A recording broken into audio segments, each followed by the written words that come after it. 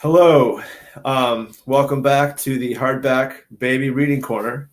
Today we are going to be reading A Country Doctor by Franz Kafka, translated by Joachim Neugroschel.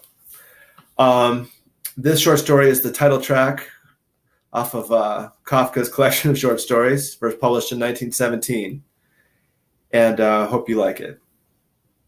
A Country Doctor. I was in a great predicament. An urgent trip lay ahead of me.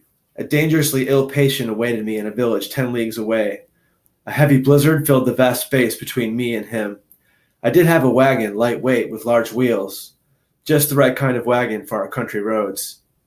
Bundled up in my fur coat, holding my instrument bag, I stood in the courtyard, ready to travel. But the horse was lacking, the horse. My own horse had died the previous night because of its overexertion in this icy winter.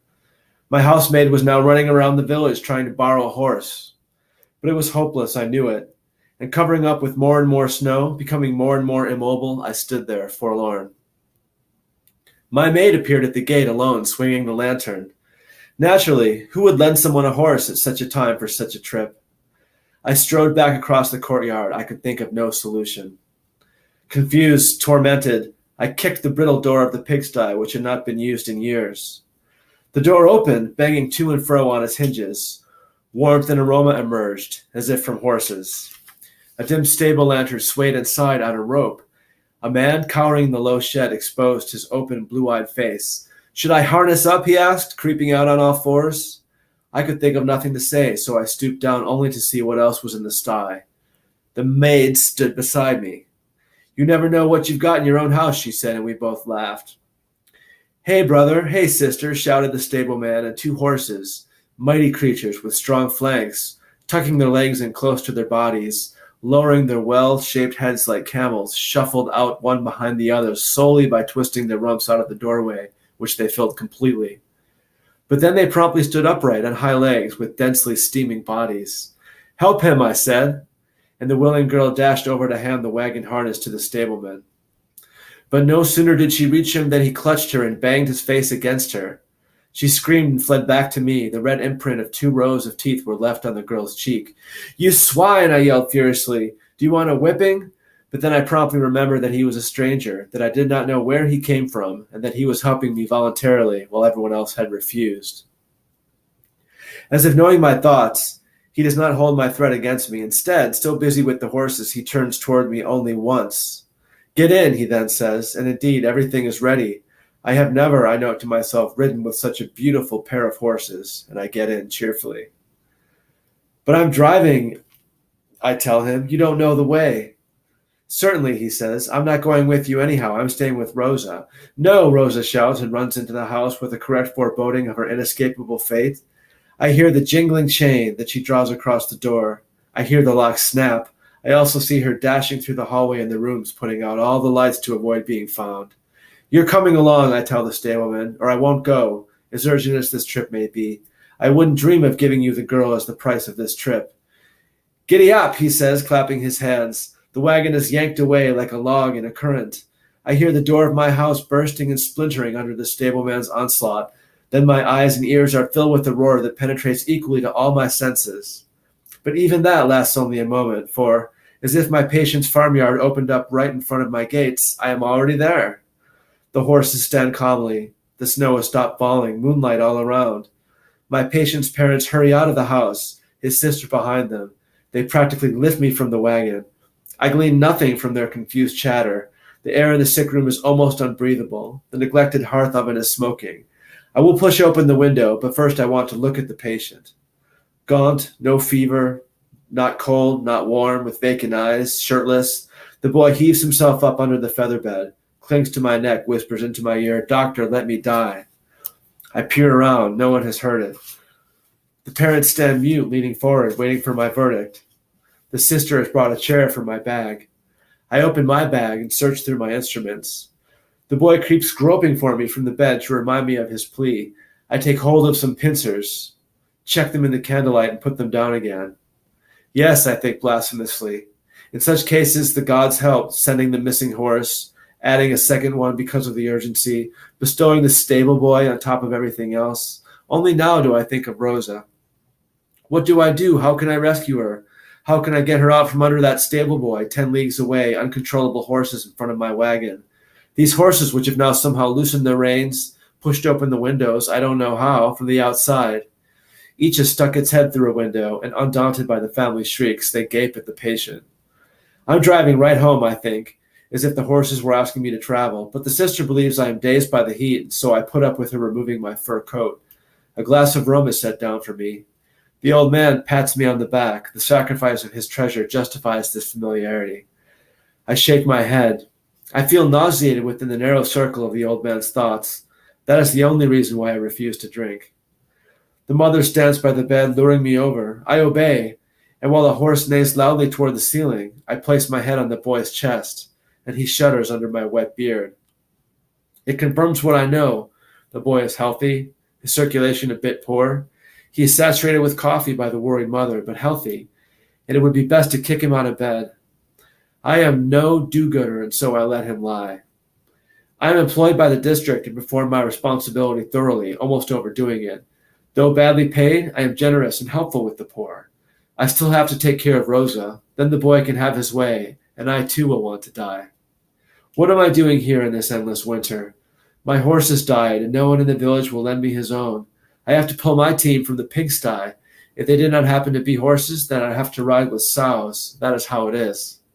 And I nod to the family. They know nothing about it, and if they did know, they would not believe it. Writing prescriptions is easy, but communicating with people is hard. Well, then I am done with my visit. Once again, they have summoned me for nothing. I am used to it. With the help of my night bell, the entire district torments me. But having to give up Rosa this time, that lovely girl who has lived in my home for years, barely noticed by me. This sacrifice is too great, and I have to come up with sophistry, devise some makeshift solution to avoid pouncing on this family, who, after all, cannot for the life of them return Rosa to me. But when I close my bag and signal for my fur coat, and the family members stand together, the father snuffling over the rum glass in his hand, the mother probably disappointed in me. Just what do people expect anyway? Tearfully biting her lips, and the sister flourishing a blood-stained towel. I am somehow willing to admit, if need be, that the boy may be sick after all. I go to him. He smiles at me as if I were bringing him the strongest soup of all. Ah, now both horses are neighing. The noise, probably ordained by a higher power, is meant to facilitate the examination. And now I find, yes, the boy is ill. In his right side, near the hip, a hand-sized wound has opened up. Pink in many nuances, dark in its depth, lighter toward the edges, soft-grained, with uneven clots of blood, and open like the surface of a mine.